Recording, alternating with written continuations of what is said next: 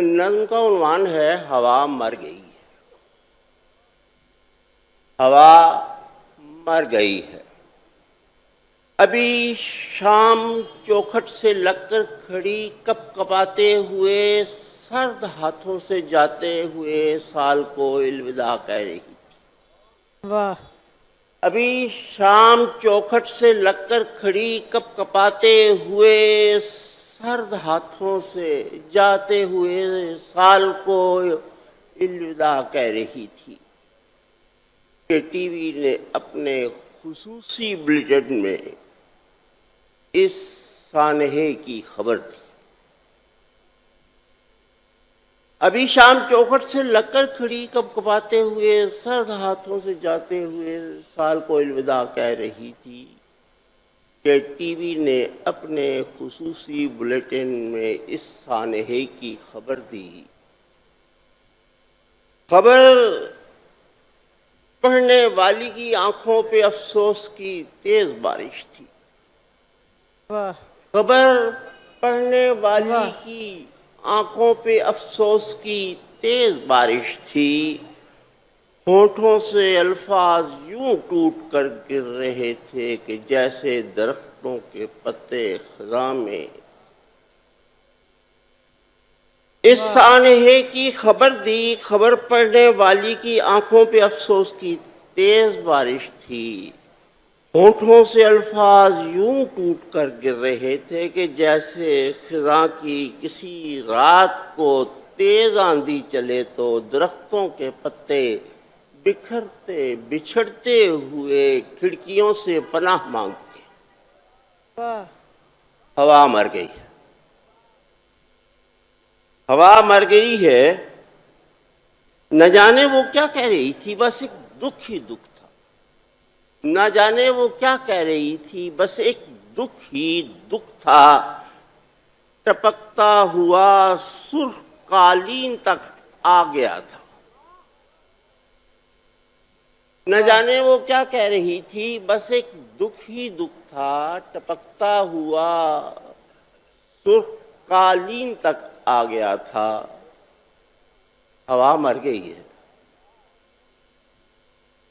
سبھی مسجدوں، ہوٹلوں، قہوہ خانوں، گھروں میں یہی خبر تھی، ہوا مر گئی۔ صحافی، معلم، ادیب اور شاعر، کارخانوں کے مزدور، دفتر کے بابو، شفا خانوں کے ڈاکٹر اور نرسیں، سبھی چھابڑی والے اخبار کے سارے ہاکر پریشان تھے۔ سب کے ہونٹوں پہ تالے پڑے تھے اور آنکھوں میں حیرت کے نیزے گڑے تھے۔ واہ! ہوا کون تھی؟ ہوا کون تھی؟ ایک معصوم لڑکی نے امی سے پوچھا۔ واہ! واہ! ہوا کون تھی؟ ایک معصوم لڑکی نے امی سے پوچھا۔ ہوا ایک ننھی سی گڑیا تھی۔ واہ! ہوا ایک ننھی سی گڑیا تھی، ایک اسکول کا راستہ بھول کر جنگلوں کی طرف چل پڑی اور وہاں ہاتھیوں نے اسے روند ڈالا۔ واہ! بڑے چوک میں ڈاک خانے کے باہر کھڑی ایک بڑھیا جسے لوگ پاگل سمجھتے تھے۔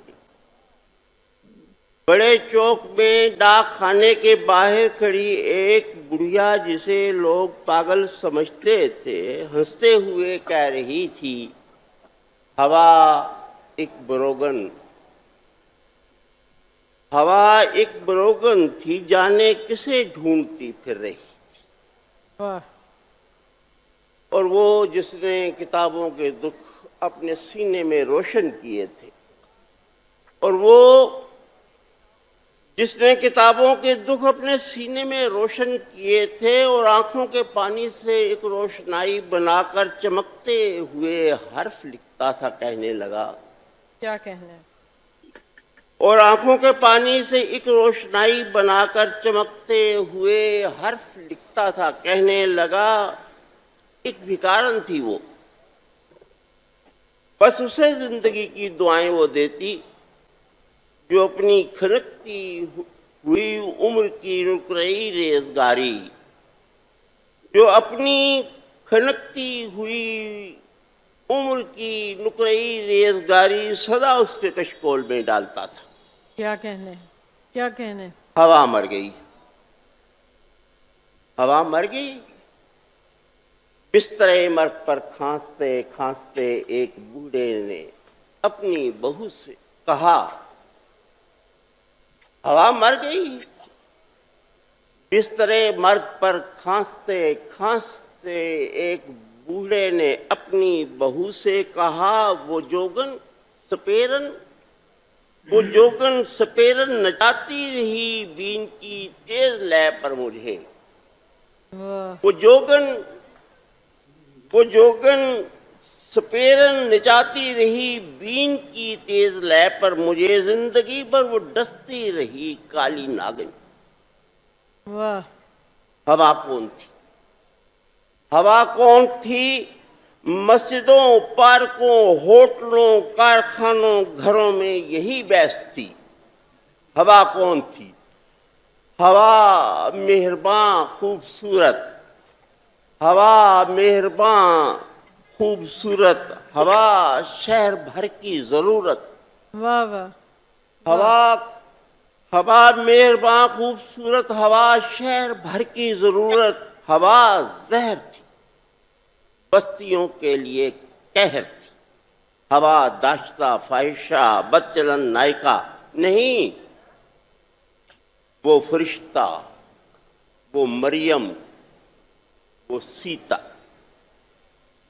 سمندر کی چھاتی سے چپکی ہوئی کشتیوں اور درختوں کی شاخوں سے لپٹے پرندوں نے پوچھا، ہوا کون تھی؟